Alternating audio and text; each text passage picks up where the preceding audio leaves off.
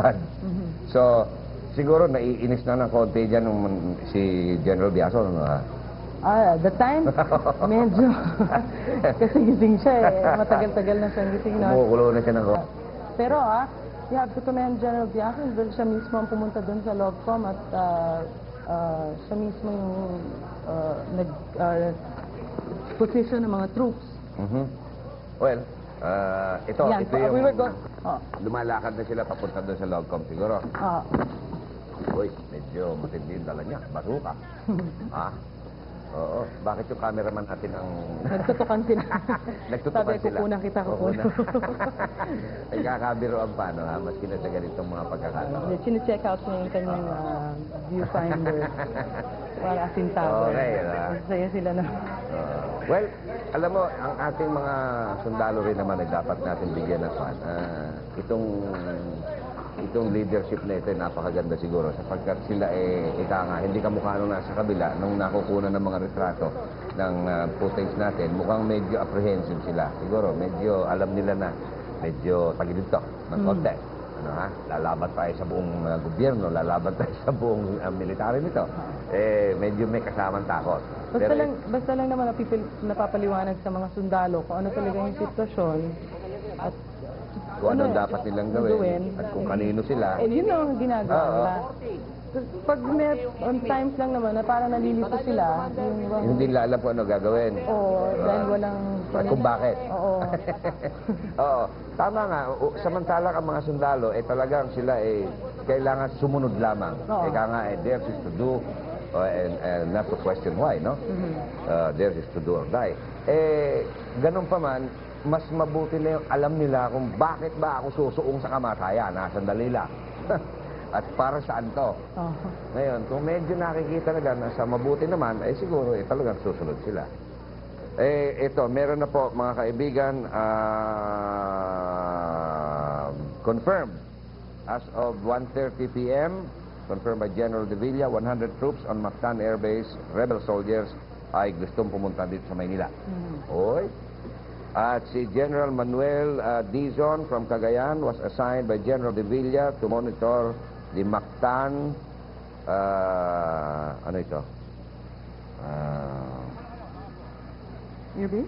Okay. Mactan Air Base. To monitor Mactan Air Base. Iyon, mga kaibigan, si General Manuel Dizon. Ba ito? From Cagayan. Siya pong tumitingin-tingin ngayon sa Mactan. Samantala naman, ang U.S. air support has been suspended because the Philippine Air Force is now active. Okay. Yon, mga kaibigan, ang pinakahuli nating mga natatanggap na mga balita. At ito po naman ay kumpirmado at alam na natin na ito po ay hindi disinformation. Okay. Ito, mga troops to ni Colonel Edgardo Batenga. At yan, pinapasok na namin yung logistics command. Ay, nasaan pa pala kami sa grandstand. Nasa grandstand pa kayo. Okay, samantalang na pinanonood natin ito, mga kaibigan, nais nating ibigay naman ang ilang mga paunawa ng mga ilang mga sektor dito. Ang College Dance Meet with Magic of Mapua Institute of Technology postponed. Yan po ang sabi nitong si Rowena de la Cruz, member ng Student Council. So, College Dance Meet with Magic of Mapua Institute of Technology postponed. Samantala, ang Research House Foundation Workshop naman na sana ay gagawin sa Faculty Center ngayong araw na ito at bukas, postponed din, mga kaibigan. Tinawag ito ni Miss Lily Balomaga, Staff Research House. December 3 Alumni Homecoming of Concordia College postponed. Mrs. Alegre, President of Concordia College Alumni Association, ang nagsabi, wait for further announcements. Yan, mga kaibigan, ang mga paunawa na atin pong natatanggap dito sapagkat marami, ngayong mga panahon ng Kapaskuhan na ito, marami magre-reunion, marami magpa-party, marami kung ano-ano ang gagawin na mga seminar, hindi po matutuloy. Wait for further announcements. Partikular lang po yung mga binanggit namin. Siguro marami pang iba dyan ang magpo-postpone. Santo? Yan, papasok na kami dun sa Logistics Command dahil nga, because of the rebel presence there. wala pang nangyayaring airstrike dito. Hindi pa nag-airstrike yung mga tora-tora, hindi pa naghuhulog ng bomb at this point.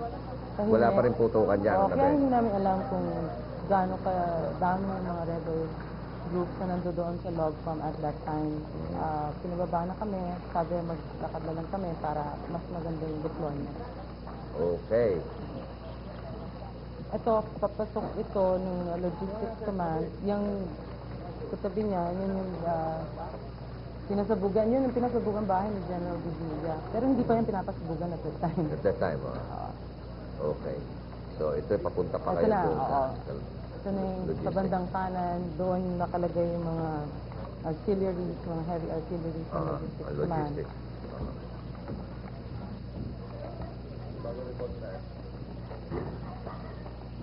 Ano ito? Okay. Ito'y kasalukuyan pa lang sila magdi-deploy niyan, ano? Pero meron yata tayo, Angelo, na mga bagong reports kasalukuyan. Si isa sa ating mga reporters ay dumating galing saan ka ba galing? White Plains. Sa likuran ng Camp Aguinaldo, doon sa Logcom area where I think the fighting is still raging. No?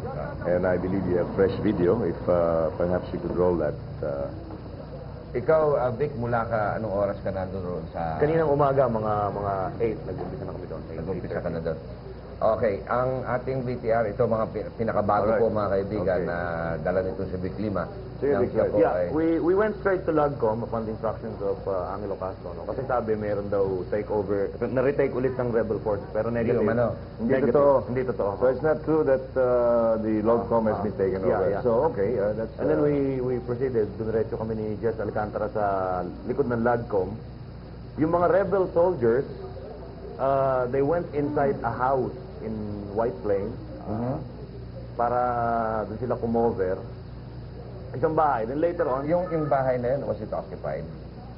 walang tao eh. Walang tao. Because beforehand, nag-evacuate na eh. Nag-evacuate na eh. Okay. So ibig mo sabihin, Vic, the remaining rebel soldiers are holed up in one house. Right. Only one house? They were not scattered at all, but they were all in one house. At first, they were holed up in that house. Yung Okay. nasunog. Okay. Binomba ng Sikorsky yun. Okay. And then later on, they move out to 3 houses na. Scattered na sila sa tatlong magkakatabing lumalat. bahay. They were, okay, okay. Hanggang ngayon, nandun pa. Hanggang ngayon, nandun pa. Meron silang isang APC na nandun sa gate. So isang ATC, one ATC is supporting them. All right. And Right. they're Yan yung occupying APC. three houses. Yan yung APC. Kasi pala, kanina umaga, nakita din namin yan.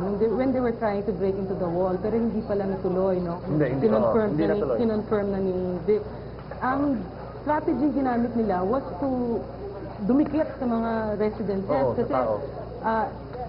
sabi nila na hindi sila tatamaan dito. Hindi, for sure, hindi sila Ito na yung tatamaan ano, dito. ito na yung Sikorsky. At yan ang Sikorsky. Alright. Kasi yun ang ginagawa nilang shield eh, yung mga tao sa... Oo, yun ang sa ginagamit White nilang Plains. shield. Ginagawa nila. Kaya buti nag-vacate ka Alam agad mo, yung mga tao doon. Yung mga ganon is already acts of, you know, what you call them acts of desperation. No? Ha? Pagka gumamit ka ng taong walang kinalaman bilang panangga o kalasan, eh medyo desperado ka na ng May kotse. tinamaan na nga kanina eh. So what you're saying, and this is very, very important, contrary to reported, I suppose, rumors, no, that the Logcom is still intact Yeah, with yeah. government With forces. government forces. All right, that Okay. is what is obtaining now. Right. So the Logcom is still with the government forces. Okay, fine. So what is this Sikorsky going to do? I-assault na nila yung bahay, yung Yung tatlong bahay na kinalulugaran ng mga APC tsaka ng mga rebel forces. rebel forces. Okay. Sige, Vic, go ahead. And then, dun nga sa assault kanina, we had a report na yung chief ng traffic division ng Quezon City Police tinamaan. Pero ang inuna namin kinunan, that was Major Leaño, Celestino Leaño. Yung isang tinamaan, yun ang sinundan namin, dinala sa Labor Hospital, namatay yun, unidentified, bystander. Okay, It's the so first assault. ito na yung assault. Aha. All right. Very familiar ito. Parang nakita natin yung kawa-kawa, no, Sherry? Okay. Teka, I just want to ask Vic, kasi when I witnessed the attempt of the rebel soldiers to enter Logcom through the White Hindi Plains natuloy. wall, oo, they were, they were in control of one LBP tank and one APC. APC na lang ang natin yun. APC na lang. Hinug out na nila yung Yeah, LBP right. tank Wala away na from yung the LBP. area. Okay, Vic, nakalapit ka pa rin sa bahay na tinamaan. Yun nga bang bahay na tinamaan ito? Oh, yung bahay, yung